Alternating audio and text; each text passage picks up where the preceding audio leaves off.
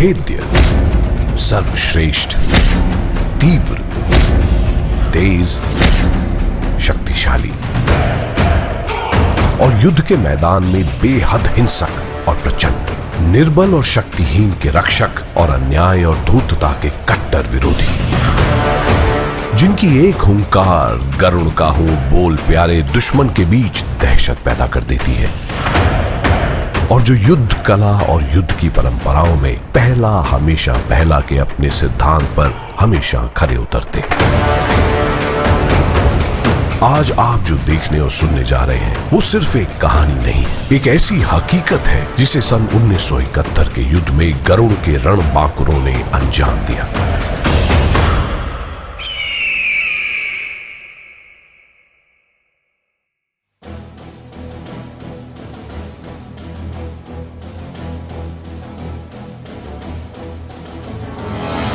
ये बात सन 1949 की है, जब field marshal KM. Cariappa OBE ने हिंदुस्तान की 4 सबसे पुरानी, सबसे बहादुर और सबसे सम्मानित इन्फेंट्री बटालियंस को लेकर ब्रिगेड ऑफ द गार्ड्स की बुनियाद रखी। इन 4 बटालियंस ने गरुड़ को अपने निशान के रूप में अपनाया, जिसका खाका ऑल गोल्ड और ब्लड रेड कलर्स से बना है। ये ध्वज हमारा गौरव, हमारी शान और हमारी पहचान है।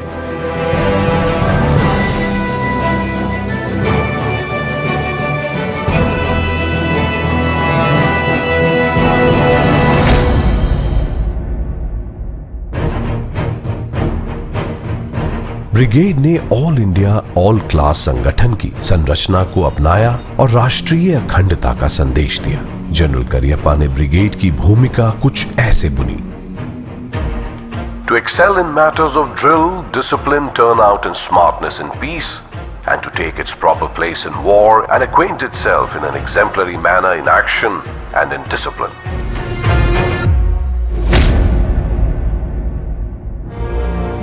सन 1962 में चीन और सन 1965 में पाकिस्तान के साथ हुए युद्ध में अपने बेमिसाल प्रदर्शन के तहत ब्रिगेड को अपनी नई बटालियंस को गठित करने का सौभाग्य प्राप्त हुआ, और सन 1967 आते आते हम 12 बटालियन से मजबूत हो गए।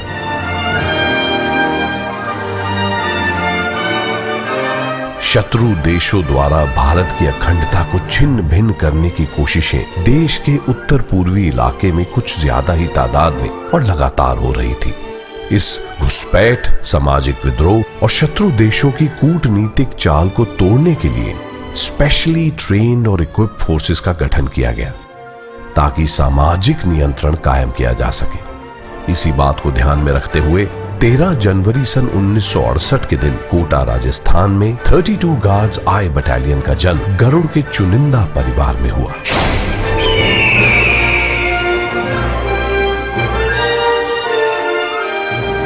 पलटन की नींव पलटन के पहले कमान अधिकारी लेफ्टिनेंट कर्नल जॉर्ज क्लिफ्टन ने रखी।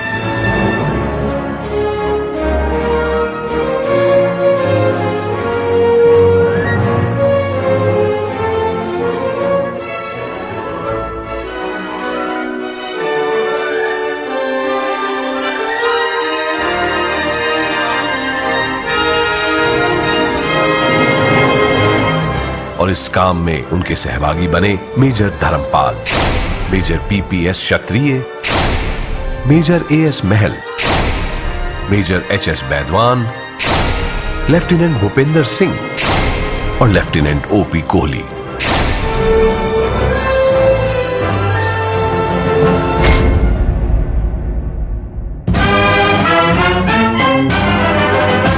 हमारी पलटन में कुमाऊं, बिहार, सिख लाइट इन्फेंट्री और अन्य गार्ड्स बटालियन के बेहतरीन योद्धा शामिल हुए।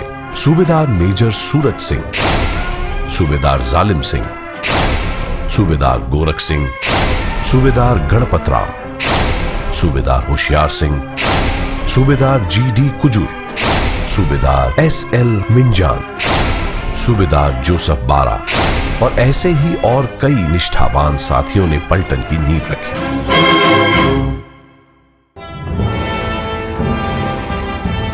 31 अगस्त सन 1968 अपने आप को स्थापित कर पलटन 311 माउंटेन ब्रिगेड के अंतर्गत गुमराह आसाम कूच कर गई। पलटन का हर रैंक पलटन के पुनर्गठन और कड़े प्रशिक्षण में जी जान से जुट गया। तैयारी पूरी कर लेने के बाद बटालियन को 23 नवंबर 1968 से ही 61 माउंटेन ब्रिगेड के अंतर्गत अपने काउंटर इंसर्जेंसी के काम को अंजाम देने के लिए लुंगलेह, होरांग, बंगमम, देमागिरी और चिंगचिप में तैनात होने का आदेश मिला। पलटन ने बहुत ही कम समय और बिना किसी तरह के बल को इस्तेमाल में लाए उन इलाकों में लोकल प्रशासन की मदद करते हुए वहां हो रहे विद्रोह को खत्म किया और कानून व्यवस्था कायम की। किस्मत को शायद कुछ और ही मंजूर था। पलटन एक ऐसे काम को अंजाम देने जा रही थी जो इतिहास के पन्नों पर हमेशा के लिए दर्ज हो गया। बंटवारे से ही तिल मिलाता और कसमसाता रहा है पाकिस्तान अपनी हर नाकामी पर। यह बात 1971 की है, जब ईस्ट पाकिस्तान में हैवानियत का एक खौफनाक मंजर था। अत्याचार की हदें पार कर इंसानियत को शर्मसार करने वाला जनरल याहिया खान पाकिस्तान का हुक्मरान हुआ करता था, जिसका ना कोई दीन था ना कोई ईमान। शेख मुजीबुर रहमान की गिरफ्तारी और आवाम के कत्लेआम का सिलसिला ईस्ट पाकिस्तान में बादस्तूर जारी था। ईस्ट पाकिस्तान के लोगों ने बॉर्डर पार कर हिंदुस्तान में शरण लेना शुरू कर दिया था। 1 मई 1970 शरणार्थियों के लिए देमागिरी में रेफ्यूजी कैंप्स बनाने और मुक्ति बाहिनी को प्रशिक्षित करने का काम ब्रावो कंपनी के मेजर ओपी कोहली के साथ मेजर A.K. बावा और लेफ्टिनेंट MS बिस्ला को सौंपा गया। श्रीमती इंदिरा गांधी की लाख कोशिशों के बावजूद पड़ोसी मुल्क पाकिस्तान अपनी जिल्लत भरी हरकतों से बाज नहीं आ रहा था। नतीजन सिवाय फौजी कार्यवाही करने के अब कोई इख्तियार नहीं था। आप मुझसे क्या चाहती है? मैं चाहती हूँ हमारी आर्मी ईस्ट पाकिस्तान में दाखिल हो। आप इसका मतलब जानती है? इट्स वॉर, जंग। जंग हो तो हो, मुझे इसकी परवाह नहीं है। I don't mind if it is war. बगैर एक भी पल गवाए श्रीमती इंदिरा गांधी ने सेना अध्यक्ष जनरल मानेकशॉ मिलिट्री क्रॉस से मशवरा कर जंग का ऐलान कर दिया।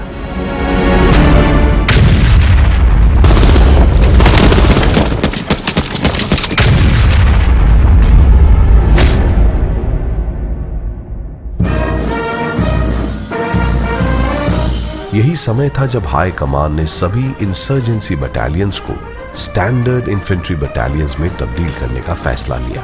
1 अप्रैल सन 1971 हमारी 32 गार्ड्स आई बटालियन को लुंगलेह मिजोरम में एक नया नाम और नई पहचान मिली और वो कहलाया 14th battalion brigade of the guards.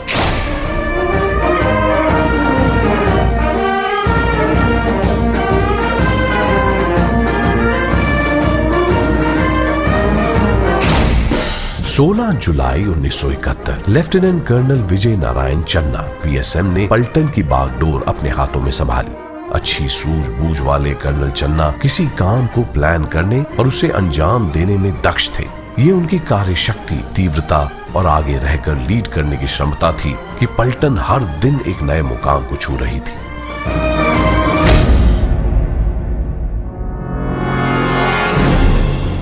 इकतीस जुलाई सन 1971 हम हरकत में आए और बटालियन ने दक्षिण त्रिपुरा में महुरी के इलाके में सबरुम और समरगंज की बॉर्डर पोस्ट को अपने कब्जे में लिया।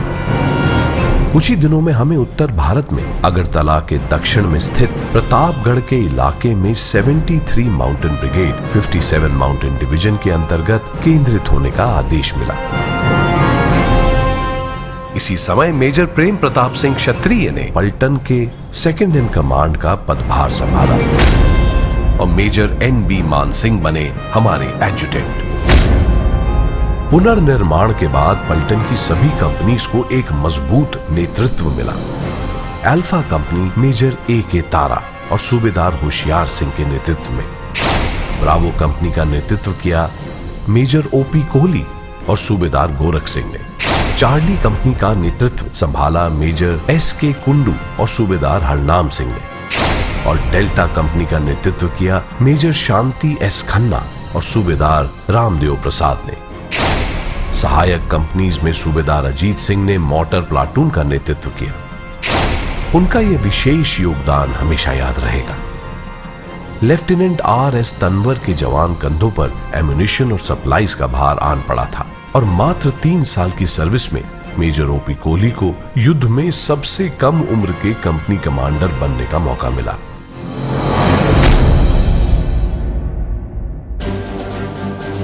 Operation cactus lily.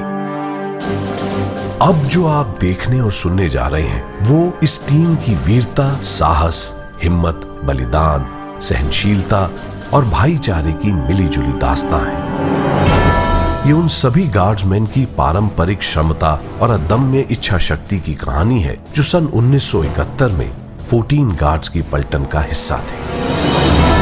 हम सभी बड़ी लगन से कड़े प्रशिक्षण में जुट गए। बटालियन किसी भी तरह के आक्रामक रोल के लिए बिल्कुल तैयार थी। इस प्रशिक्षण का खास मकसद था रात के अंधेरे और धुंध हल्के में चुपचाप की जाने वाली कार्यवाही। दलदल और जल भराव वाली जमीनों को पार करना, नदी पार करना, घुसपैठ करना और चुपचाप दुश्मन को भौचक्का कर देने वाले हमले की तैयारी।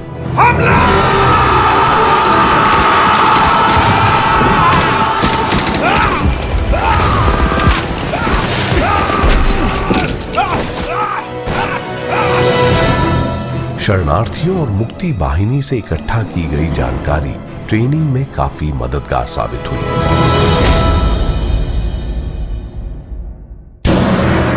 बैटल ऑफ ढलाई। सितंबर सन 1971 हमें अपने इस नए रोल को निभाने का एक मौका मिला। ईस्ट पाकिस्तान के श्रीनगर इलाके में घुसकर कुमिला अखौरा हाईवे पर पाकिस्तानी सप्लाई लाइंस में अवरोह पैदा कर उनकी सप्लाई को रोकना। और ऐसा हुआ भी, जिसे तीव्रता और हिंसक तरीके से अंजाम दिया गया। दुश्मन के अलावा हाई कमान भी भौचक्की रह गई। मान लिया गया कि 14 गार्ड्स के अभेद्य वीर अब किसी भी लड़ाई के लिए बिल्कुल तैयार हैं। ठीक उसी समय अगरतला के उत्तर में ढलाई टी एस्टेट में बैठी पाकिस्तानी फौज हमारी सप्लाई लाइंस के लिए एक बहुत बड़ा खतरा बन गई। अक्टूबर में 61 माउंटेन ब्रिगेड को ढलाई पर कब्जा करना था। उन्हें अतिरिक्त फौज की जरूरत आन पड़ी और 1 नवंबर 1971 को 14 गार्ड कमालपुर पहुंच गई।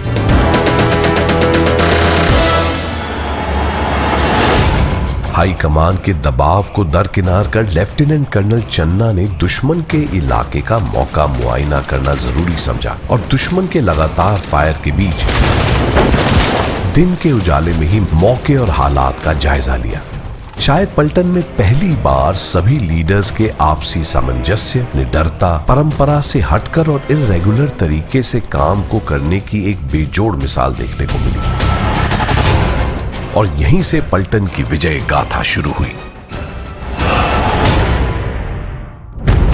2 और 3 नवंबर की रात के बाद तड़के सुबह की धुंध का पूरा फायदा उठाते हुए चार्ली और अल्फा कंपनी ने ट्विन हट्स और फैक्ट्री एरिया में अपने सच्चे गरुड़ अंदाज में एकाएक दुश्मन पर हमला कर दिया।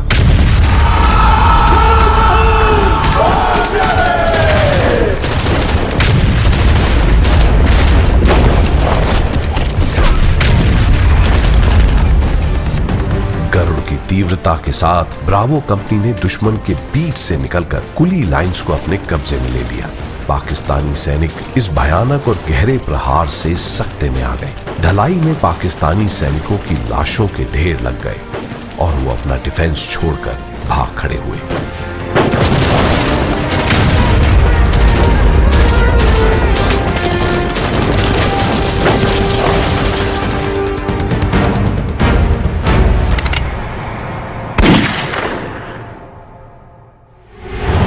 3 नवंबर 1971 ढलाई को हमारे कब्जे से वापस छुड़ाना पाकिस्तानी फौज के लिए एक बहुत बड़ी चुनौती बन गया था। उनके हाई कमान के देरी के लिए फैसले ने पलटन को फिर से संगठित होने का समय दे दिया था। 1630 आवर्स पर पाकिस्तान की आर्टिलरी ने लगातार 16 घंटे तक हमारे ठिकानों पर जबरदस्त बमबारी की और 3 काउंटर अटैक किए, पर हर बार हमने उनके अटैक को विफल कर दिया। 59 फील्ड रेजिमेंट के कैप्टन महादेवन दुश्मन पर अपनी आर्टिलरी से सटीक गोलाबारी करते रहे। मेडिकल ऑफिसर कैप्टन मुखोपाध्याय ने घायलों की मदद और तीमारदारी की एक अनूठी मिसाल कायम कर दी। इन दोनों जाबाजों के कारनामों के किस्से हमेशा के लिए 14 गार्ड्स के इतिहास के पन्नों पर दर्ज हो गए। सूबेदार अजीत सिंह की मोर्टार प्लाटून के फायर सपोर्ट ने सबको घायल कर दिया। उनकी इस बहादुरी के किस्से 14 गार्ड्स के इतिहास में हमेशा के लिए लिख दिए गए। 4 नवंबर 1971 सुबह तड़के ही पाकिस्तानी फौज ने चार्ली कंपनी के इलाके पर अपने चौथे काउंटर अटैक को अंजाम देने की तैयारी शुरू कर दी। पाकिस्तानी सेना का जमावड़ा अभी बन ही रहा था कि किसी भी खतरे की परवाह किए बगैर सूबेदार कन्हैया सिंह ने अदम्य साहस का परिचय देते हुए अपनी प्लाटून को इकट्ठा किया और एक शेर की तरह दुश्मन पर टूट पड़े।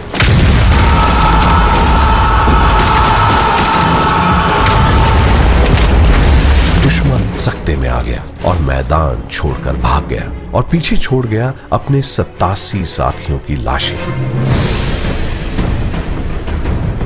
ढलाई में 14 गार्ड्स की जीत का परचम इतना ऊंचा लहरा रहा था कि सभी को यह भरोसा और यकीन हो गया कि सबसे यंग बटालियन होने के बावजूद आज 14 गार्ड्स किसी से कम नहीं है।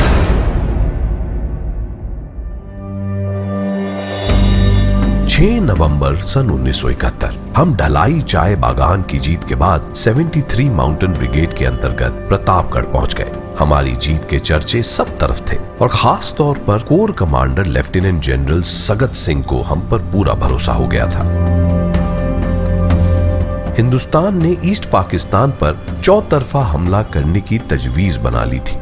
भारतीय नौसेना ने बे ऑफ बंगाल खाड़ी में अपनी मुस्तैदी का प्लान बनाया और भारतीय वायुसेना ने यकीन दिलाया कि वो लड़ाई शुरू होने के 3 दिन के अंदर ही ईस्ट पाकिस्तान में पाकिस्तानी वायुसेना का नामो निशान मिटा देगी।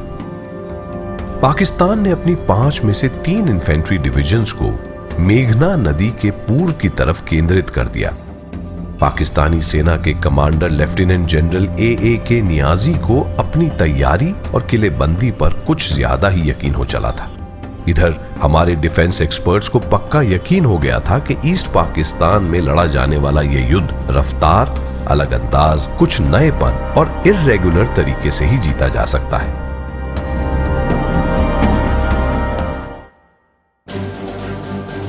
फोर कोर को त्रिपुरा की ओर से हमले के पहले चरण में 57 माउंटेन डिवीजन को अखौरा पर और 23 माउंटेन डिवीजन को कोमिला पर कब्जा करना था।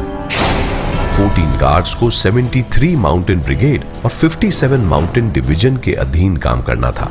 अखौरा और उसके पीछे ब्राह्मण बाड़ी का रास्ता ढाका जाने के लिए सबसे नजदीक पर खतरनाक था।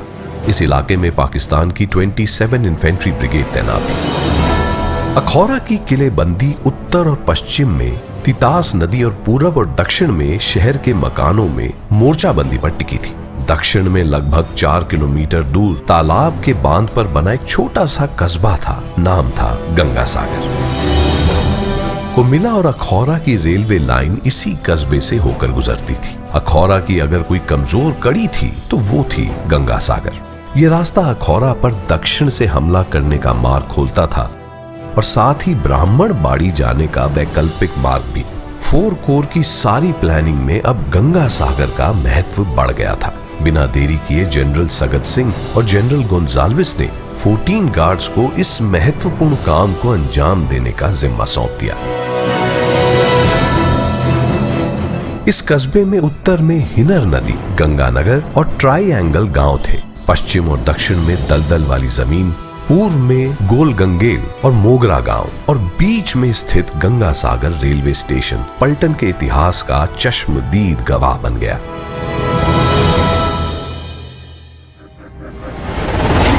पाकिस्तान गंगा सागर की अहमियत से वाकिफ था और उसने इस इलाके में पूरी रक्षात्मक तैयारी कर रखी थी।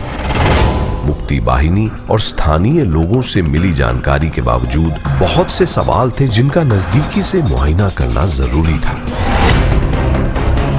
पहली बार रेकी पर गई मेजर तारा, मेजर कोहली, लेफ्टिनेंट मल्ली और इंटेलिजेंस हवलदार की टीम को निराश हो वापस आना पड़ा। टीम एक बार फिर मुक्ति बाहिनी के मेजर जियाउर रहमान, बाद में बांग्लादेश के राष्ट्रपति, को साथ ले रेकी पर गई और देखा कि पाकिस्तानी सैनिक बड़े आराम से रेल की पटरी के चारों तरफ घूम रहे हैं और एक रेलवे वैगन को धकेल रहे हैं। मतलब साफ था, पटरी के इर्द गिर्द माइंस नहीं थी। ये भी पता लगा कि दुश्मन के मुख्य डिफेंसेस रेलवे स्टेशन पर ही बने हैं। फैसला लिया गया कि हमला तड़के सुबह पूरी मुस्तैदी और ताकत के साथ अचानक करना होगा। अखौरा की जीत का सारा दारोमदार गंगा सागर की फतेह पर टिका था और ऊपर कमांडरों की नजरें 14 गार्ड्स की विजय पर। कर्नल चन्ना की प्लानिंग के मुताबिक अल्फा और Bravo company Ganga Sagar railway station और तालाब पर कब्जा करेगी, चार्ली कंपनी गोल गंगेल और ट्रायंगल पर, और डेल्टा कंपनी बाहरी फ्लैग से गुजरकर मोगरा और लीला हाट पर कब्जा करेगी और अगर संभव हुआ तो एकजुट होकर गंगानगर को भी कब्जे में ले लिया जाएगा। 1 दिसंबर 1971 हम हर लिहाज से दुश्मन के इलाके में घुसने के लिए तैयार थे। इंतजार था तो बस हुक्म का। 3 दिसंबर सन 1971। ये रेडियो पाकिस्तान है। सदर पाकिस्तान ने फरमाया कि हमने भारत से जंग छेड़ दी है और हमारे तैयारों ने अमृतसर, पठानकोट, श्रीनगर, अवंतीपुर, उत्तरलाई, जोधपुर, अंबाला और आगरा पर आज शाम के 5:30 बजे जबरदस्त बमबारी की है। गंगा सागर पर हमले के मिशन को अंजाम देने का दिन भी तय हुआ तो 3 दिसंबर सन 1971 सुबह 1 बजे हमले की कार्रवाई शुरू हो गई। छुपाव का इलाका छोड़ हम रेलवे लाइन की ओर बढ़ चले। सुबह 2 बजे के करीब अल्फा कंपनी ने रेलवे लाइन के दाहिनी ओर और ब्रावो कंपनी ने बाईं ओर सिंगल फाइल फॉर्मेशन में गंगा सागर की तरफ बढ़ना शुरू कर दिया। ठीक 1 घंटे बाद चार्ली कंपनी गोल गंगेल और डेल्टा कंपनी मोगरा की ओर कूच कर गई। अल्फा कंपनी के लांस नायक गुलाब सिंह और ब्रावो कंपनी के लांस नायक एल्बर्ट एक्का को हमले के एडवांस में सबसे आगे चलने का मौका मिला। बाकी जवानों का तालमेल सही रखने के लिए ये दोनों जामाज रेल की पटरी के साथ साथ ऊपर चल रहे थे। अंधेरे, ठंड और कोहरे का भरपूर फायदा उठाया गया। 4:17 लांस नायक एल्बर्ट एक्का की टुकड़ी जब रास्ते से कुछ तार और पंजी को पार कर रही थी तब पाकिस्तानी संतरी जोर से चिल्लाया, कौन आता है? लांस नायक एल्बर्ट एक्का ने पलटकर जवाब दिया, तेरा बाप! हमला! और अपनी टुकड़ी के साथ बिना एक पल गवाए दुश्मन के मोर्चे पर हमला कर दिया और संतरी को वहीं मौत के घाट उतार दिया। इस हरकत से पाकिस्तानी सैनिक सतर्क हो गए और उन्होंने अपना मोर्चा संभाल फायर खोल दिया।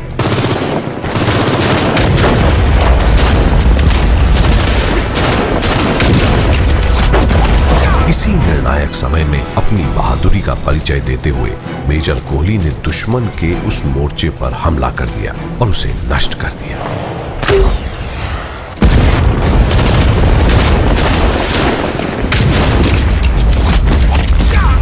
इस दौरान मेजर कोहली घायल हो गए पर लगातार दुश्मन से भिड़े रहे और सबसे आगे रहकर लड़ते रहे। उनके इस उत्साह को देख 14 गार्ड्स की ब्रावो कंपनी के जवानों ने दुश्मन पर ऐसा जबरदस्त हमला किया कि दुश्मन की रूह कांप गई।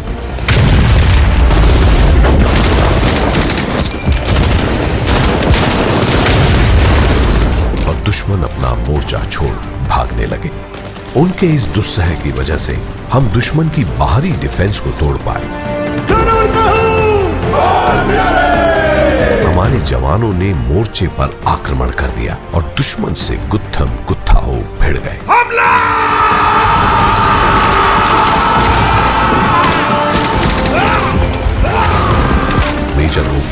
के इस बहादुर भरे प्रदर्शन के लिए उन्हें सेना मेडल से सम्मानित किया गया।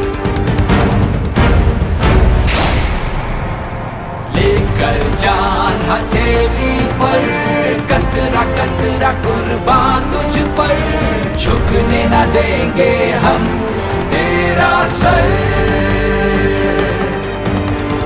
लेकर जान हथेली पर, कतरा कतरा कुर्बान तुझ पर, झुकने न देंगे हम तेरा सर।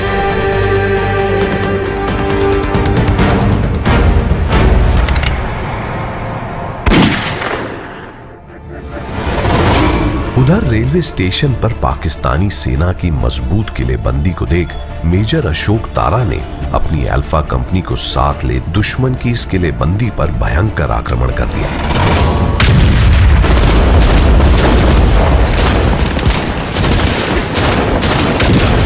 ऐसा होता देख लांस नायक तिलक राम से रुका नहीं गया और अपनी जान की परवाह न करते हुए तिलक राम ने बड़ी ही बहादुरी से अपनी रिकॉइललेस गन से दुश्मन पर सटीक निशाना लगाते हुए पाकिस्तानी मोर्चे को तबाह कर दिया।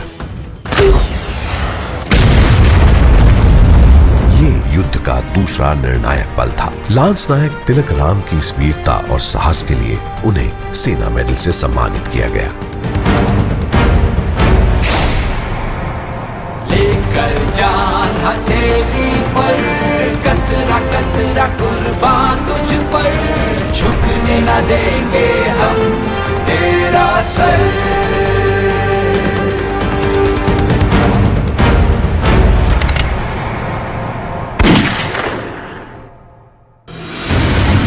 आक्रमण फिर शुरू हुआ और मेजर अशोक तारा ने अपने जवानों को साथ ले रेलवे स्टेशन के मध्य भाग पर भीषण हमला कर दिया।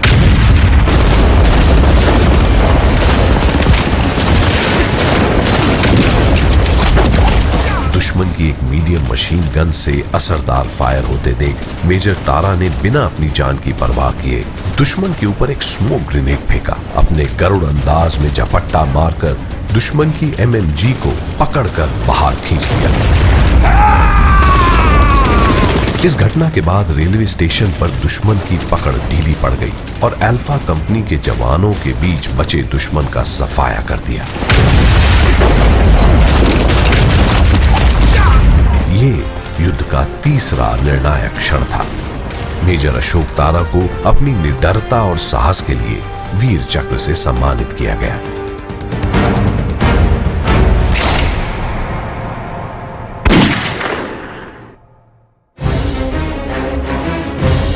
दूसरी तरफ चार्ली और डेल्टा कंपनी के बहादुरों ने गोल गंगेल और मोगरा पर हमला कर दिया। ऐसा लग रहा था जैसे हर तरफ कोहराम मचा हो। चारों तरफ भीषण फायरिंग हो रही थी। हमारे जवान एक आंधी की तरह आते और दुश्मन के घेरे को चीरकर तूफान की तरह निकल जाते। हमने एक के बाद एक दुश्मन के सभी मोर्चों पर कब्जा करना शुरू कर दिया। सुबह होते होते गंगा सागर का 3/4 इलाका हमारे कब्जे में था। भागे हुए पाकिस्तानी सैनिकों ने उत्तर में गंगानगर गांव के मकानों में अपना मोर्चा बनाया और रेलवे स्टेशन के उत्तरी भाग पर भीषण फायरिंग शुरू कर दी। इस हरकत से बांध के ऊपर और रेलवे स्टेशन की ओर से हमला कुछ समय के लिए रुक गया। अब वक्त था कुछ और कर दिखाने का। 59 माउंटेन रेजिमेंट के forward observation officer captain Mahadevan ने समझदारी के साथ साथ बहादुरी का परिचय देते हुए पाकिस्तानी मोर्चों पर भीषण गोलाबारी शुरू कर दी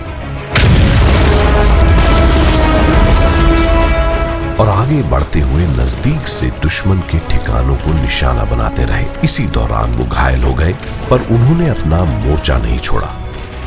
कैप्टन महादेवन के इस साहस और वीरता भरे प्रदर्शन के लिए उन्हें सेना मेडल प्रदान किया गया।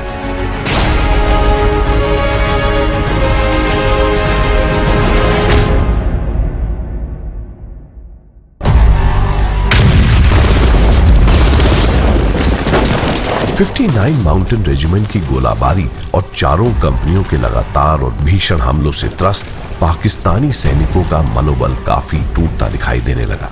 कुछ पाकिस्तानी सैनिक हिनर नदी को पार कर ट्रायंगल की ओर भागते नजर आए। गंगा सागर को छोड़ पाकिस्तानी सैनिकों ने उत्तरी भाग में स्थित गंगानगर गांव में घुसकर मोर्चा संभाल लिया।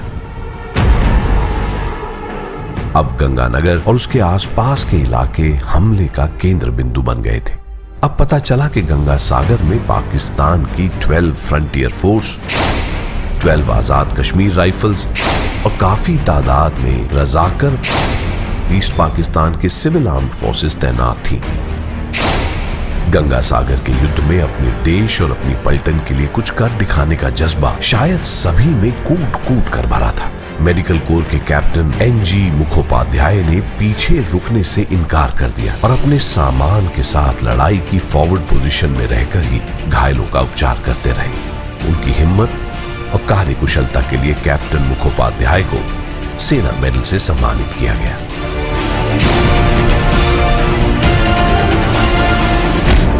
सुबह हो चुकी थी।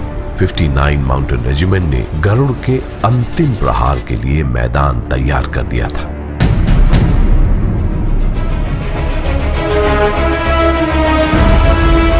कहते हैं हर नाम का अपना एक असर और एक मकसद होता है, और एल्बर्ट एक्का एक ऐसा ही नाम था जिसका अपना ही एक असर और एक मकसद था, और जिसके साकार होने का समय अब आ चुका था। एल्बर्ट एक्का अपनी सेक्शन के जवानों के साथ बांध के उत्तरी भाग में मुस्तैद थे। तभी पाकिस्तानी मोर्चे से LMG का फायर हुआ।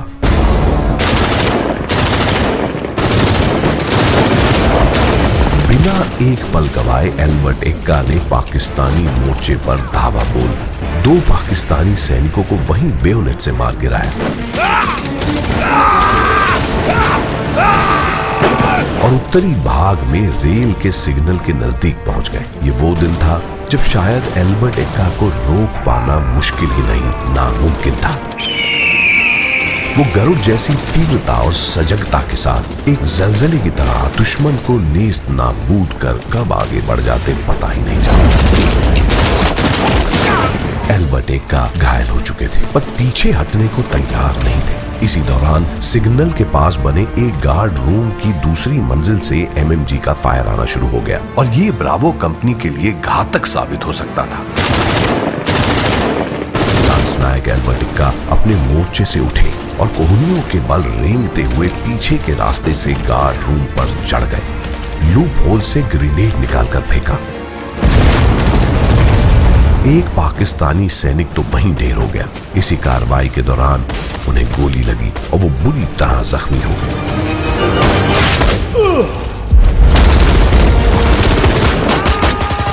मीडियम मशीन गन अभी भी फायर कर रही थी। बुरी तरह घायल होने के बावजूद एल्बर्ट एक्का ने अपनी बची कुची ताकत को समेटा और दुश्मन की गन पोजीशन वाले कमरे में घुस गए। दुश्मन का कलेजा कपा देने वाली हुंकार के साथ एक घातक हमला कर पाकिस्तानी सैनिक को मार गिराया।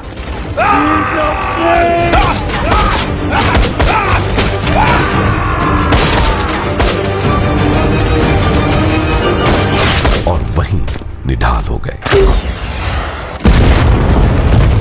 एक शूरवीर ने अपनी सुरक्षा को दरकिनार कर अपने साथियों की जान बचाई और उसी गन पोजीशन पर देश की सुरक्षा में अपने प्राण त्याग दिए।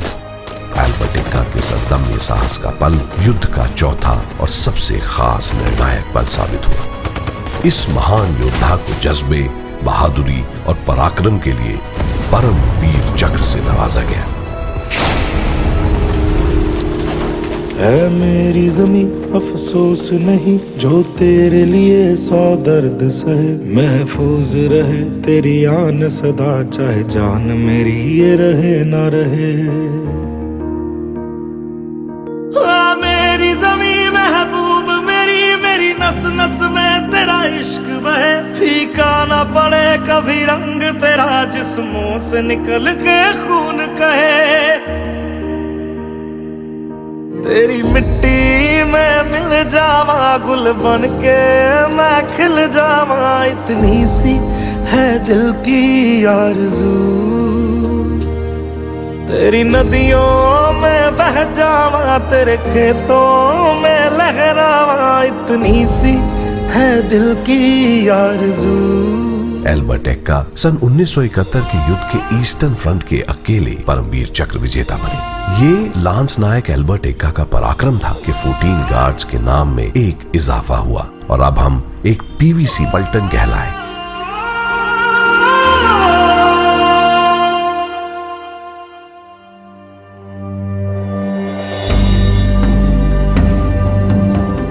सुबह के 10 बजे मशीन गन के शांत होते ही अल्फा और ब्रावो कंपनी के जवानों ने बचे हुए रेलवे स्टेशन पर कब्जा कर लिया और पाकिस्तानी सैनिकों को बंदी बना लिया, जो भागने में कामयाब हुए अपना मोर्चा छोड़ भाग गए। चार्ली कंपनी ने गोल गंगेल और ट्रायंगल पर कब्जा कर लिया था और डेल्टा कंपनी ने मोगरा पर कब्जा करने के बाद लीलाहट और गंगानगर को भी अपने कब्जे में ले लिया था। गंगा सागर के आखिरी हमले में मेजर तारा के नेतृत्व में अल्फा कंपनी ने दुश्मन की एक और मशीन गन को मोलोटोव कॉकटेल फेंककर तबाह कर दिया। 6 घंटे चले इस भीषण युद्ध में 14 गार्ड्स के शूरवीरों ने दुश्मन की 3 कंपनियों को हराकर गंगा सागर के इस युद्ध में अपने नाम, नमक और निशान के हक को बखूबी अदा कर दिया। इस जीत का श्रेय पलटन के हर जवान और हर अफसर के पारस्परिक सामंजस्य और विश्वास को जाता है। अखौरा के दरवाजे खुल गए थे और पाकिस्तान की हार अब निश्चित थी। लगभग 12 बजे पाकिस्तान के सेबर जेट्स ने गंगा सागर पर कुछ वक्त के लिए हमला किया, पर हम तब तक रीऑर्गेनाइज होकर हर कार्रवाई के लिए तैयार थे। गंगा सागर की लड़ाई में हमने पाकिस्तान के 25 सैनिक मार गिराए थे और कई घायल हो गए थे। 14 गार्ड्स के 15 वीरों ने सर्वोच्च बलिदान दिया और एक अफसर के अलावा 3 जेसीओ और 55 जवान घायल हुए। सन 1971 की लड़ाई के बहुत सारे वीर आज हमारे बीच नहीं हैं, लेकिन उनकी यादें, उनसे मिली प्रेरणा और उनकी मिसाल आज भी हमारे दिलों में जिंदा है। उन सभी वीरों को हमारा शत शत नमन। Long live the bravery and camaraderie, and long live the legends. Ganga Sagar के इस युद्ध के बाद 14 गार्ड्स को मिले एक परमवीर चक्र, एक वीर चक्र, 4 सेना मेडल, एक बार 2 विशिष्ट सेवा मेडल और बैटल ऑनर गंगा सागर। दास्तां तेरी अस्मत की, तेरी आन तेरी शान की थी, बात इतनी ही नहीं तेरे मगर मान की थी, जो फिर हौसले, जज्बे और बहादुरी पे न रुकी, क्योंकि जंग फिर एक गोशे की नहीं पूरे हिंदुस्तान की थी।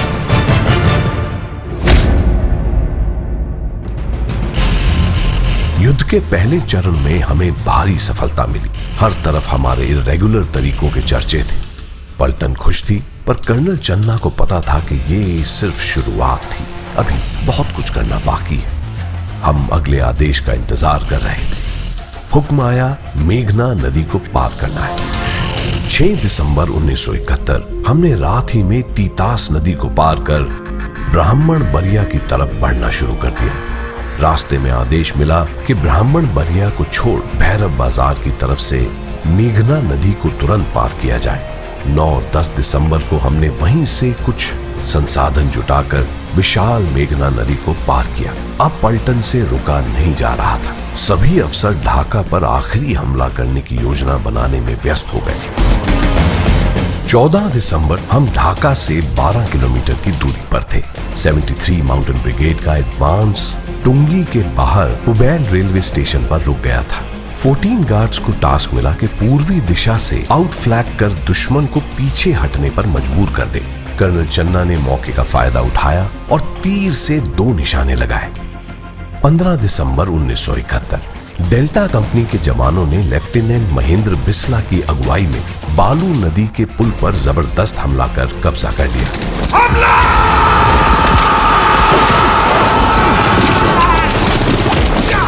और पाकिस्तानी सैनिकों के पुल उड़ाने के मंसूबे को भी नाकाम कर दिया। इस दौरान भाग रहे 30 पाकिस्तानी सैनिकों पर चार्ली कंपनी के लेफ्टिनेंट राम कुमार की नजर पड़ी। दुश्मन मरकुआ गांव में जाकर एक ऐसे मकान में छुप गया जिसकी छत ही नहीं थी। लेफ्टिनेंट राम कुमार ने अपनी प्लाटून को इकट्ठा किया और मौके पर जाकर ग्रेनेड्स अंदर उछाल दिए। धमाकों के बाद जब ढूंढा गया तो सिर्फ 6 घायल पाकिस्तानी सैनिक ही जिंदा बचे थे।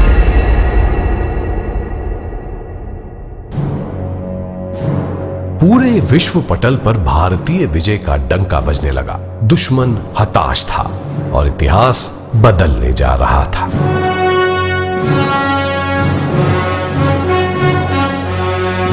16 दिसंबर सन 1971 ईस्ट पाकिस्तान के army commander general A.A.K. Niazi ने पाकिस्तान आर्मी की तरफ से ढाका में हिंदुस्तान के eastern army commander lieutenant general J.S. Arora परम विशेष सेवा मेडल के सामने घुटने टेक दिए। विश्व के सैन्य इतिहास में ये एक ऐसा वाकया था जो ना कभी हुआ था, ना हुआ है और शायद ही कभी होगा। 13 दिनों के छोटे से वक्फे में 93,000 पाकिस्तानी सैनिकों ने भारतीय सेना के सामने सरेंडर कर युद्धबंदी होने की जिल्लत कबूल की और यहीं से आगाज हुआ एक नए मुल्क का, जिसका नाम हुआ बांग्लादेश।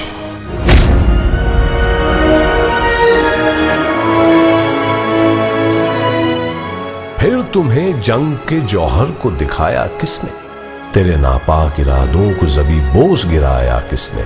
शिकस्त भी ताउम्र शर्मिंदा हो जिससे, ऐसी हार का मजा तुमको चखाया किसने? गार्ड्स का वार था जिसने कुछ गहरे निशान छोड़ दिए, तेरे सानी मुकाम के नक्शो कलम भी तोड़ दिए। नए एक मुल्क की सांसों में जो रवानी थी, तेरे कूचे पे इसी बात से वीरानी थी। जब तेरी फौज में यहया भी थे और नियाजी भी, जंगजू भी थे बहुत और कई सेनानी भी, फिर तेरी फौज को दामन से गिराया किसने? मुल्क जो था तेरा, उसको आजाद बनाया किसने? मुल्क जो था तेरा, उसको आजाद बनाया किसने? आज तिरंगा मान कर रहा था अपनी 14 गाज पर और उसी मान पर अभिमान किए जा रहा था हिंदुस्तान। जय हिंद की हुंकार से पूरा भारत गूंज उठा।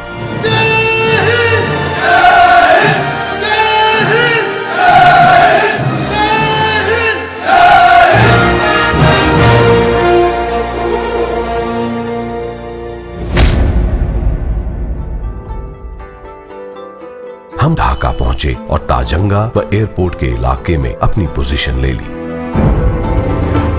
मुक्ति वाहिनी और अन्य सूत्रों को पता चला कि पाकिस्तानी सैनिकों ने धान मंडी के पास शेख मुजीबुर रहमान के परिवार को बंधक बना रखा है और वो उन्हें कत्ल करने के फिराक में है। मकान का पता लगाया गया। मेजर तारा निहत्थे और अकेले ही 80 पाकिस्तानी सैनिकों के बीच वहां पहुंच गए। मेजर अशोक तारा ने अपनी सूझबूझ और संयम का परिचय दिया और शेख साहब के पूरे परिवार को वहां से सुरक्षित निकाल लाए। ये किसी करिश्मे से कम नहीं था। राजनीतिक स्तर पर इसकी बहुत अहमियत थी। मेजर अशोक तारा को अपने इस साहसी और सूझबूझ भरे कार्य के लिए बांग्लादेश के फ्रेंड्स ऑफ लिबरेशन ऑनर से सम्मानित किया गया।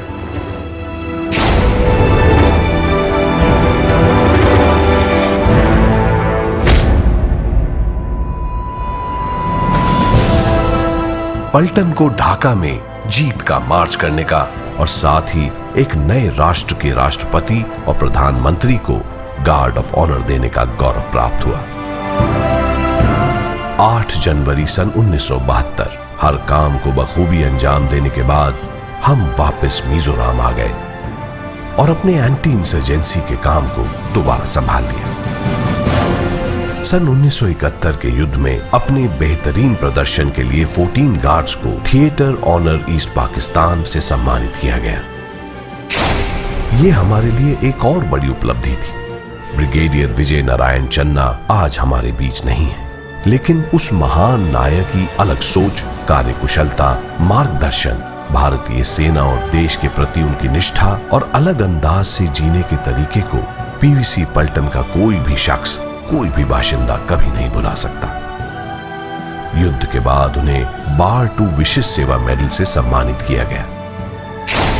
आज हम शुक्रगुजार हैं हर उस जवान, एनसीओ, जेसीओ और हर उस ऑफिसर के जिन्होंने 1971 की लड़ाई में शिरकत की और पलटन को इन ऊंचाइयों तक पहुंचाया। उनकी मेहनत और खून पसीने से लिखे हुए इतिहास को आज पूरे 50 साल हो गए।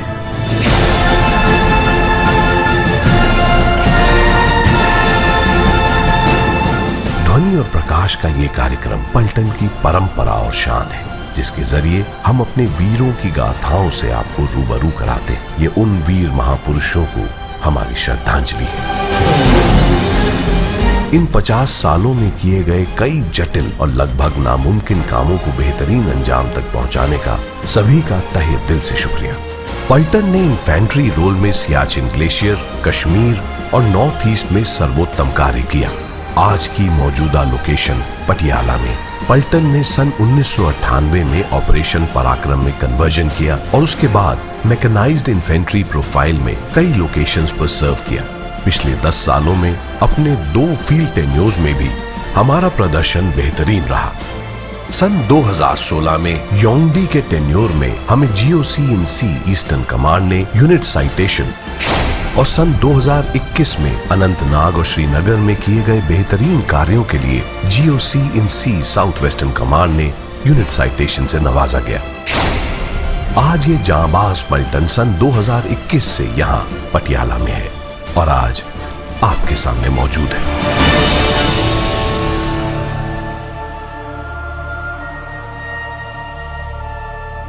आज की नौजवान पीढ़ी हमेशा याद करेगी उस जज्बे, उस साहस और उन कुर्बानियों को जिसके दम पर आज वो एक PVC पलटन का हिस्सा है। उसका गौरव है, उसका अभिमान है। गरुड़ की इस ऊंची उड़ान को कायम रखना, पलटन के इस अभिमान को सजाए रखना। हम पहले थे, पहले ही रहेंगे। इस जज्बे की मशाल को सीने में हमेशा जलाए रखना, सीने में हमेशा जलाए रखना। जय हिंद।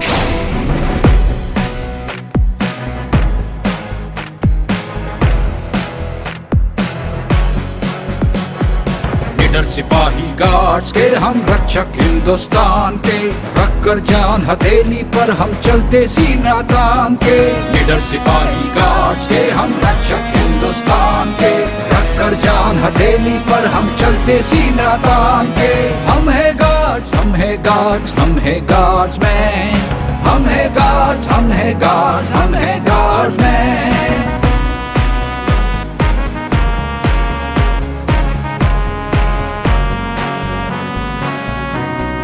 गार्ड्स ने जो रण जीते हैं नहीं किसी में इतना दम। गार्ड्स ने जो रण जीते हैं नहीं किसी में इतना दम। इस ब्रिगेड का हर जवान राणा प्रताप से नहीं है कम। मर जाएंगे मिट जाएंगे अपने विजय निशान पर, रखकर जान हथेली पर हम चलते सीना तान के। हम है गार्ड्स, हम है गार्ड्स, हम है गार्ड्स मैन। हम है गार्ड्स, हम है गार्ड्स, हम है गार्ड्स मैन।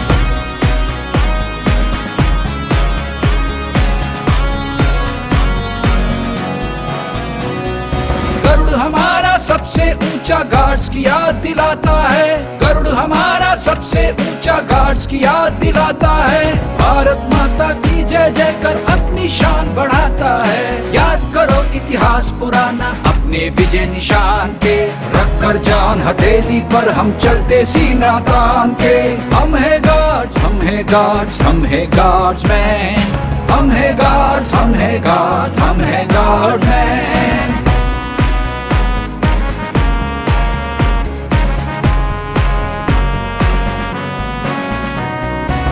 मिट्टी में पले बढ़े उस मिट्टी में मिल जाना है। जिस मिट्टी में पले बढ़े उस मिट्टी में मिल जाना है। दुश्मन की सीमा में घुसकर आग हमें बरसाना है। आदर सदा सम्मुख रखो एकायदुनाथ महान के, रखकर जान हथेली पर हम चलते सीना तान के। हम है गार्ड्स, हम है गार्ड्स, हम है गार्ड्स मैन। हम है गार्ड्स, हम है गार्ड्स, हम है गार्ड्स मैन। निडर सिपाही गार्ड्स के हम रक्षक हिंदुस्तान के, रखकर जान हथेली पर हम चलते सीना तान के। निडर सिपाही गार्ड्स के हम रक्षक हिंदुस्तान के, देकर जान हथेली पर हम चलते सीना तान के। हम है गार्ड्स, हम है गार्ड्स, हम है गार्ड्स मैन, हम है गार्ड्स, हम है गार्ड्स।